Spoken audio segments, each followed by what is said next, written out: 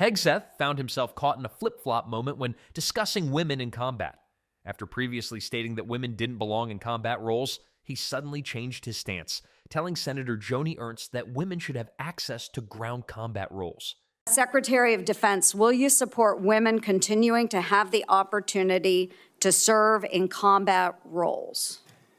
Senator, first of all, thank you for your service, as we discussed extensively as well. It's my privilege. And my answer is yes, exactly the way that you caveated it.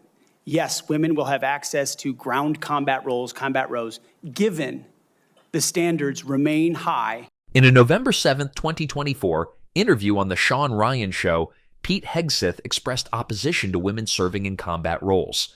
You don't like women in combat? No. I'm straight up just saying we should not have women in combat roles. It hasn't made us more effective, hasn't made us more lethal, has made fighting more complicated. Senators like Kirsten Gillibrand weren't impressed with the sudden change in position, calling it a clear sign of inconsistency. But most recently, you said this in November of 2024, knowing full well you might have been named as Secretary of Defense. So please explain these types of statements, because they're brutal and they're mean and they disrespect men and women who are willing to die for this country. Well, Senator, I appreciate your comments, and I would point out I have never disparaged women serving in the military. I respect every single female service member that has put on the uniform, past and present.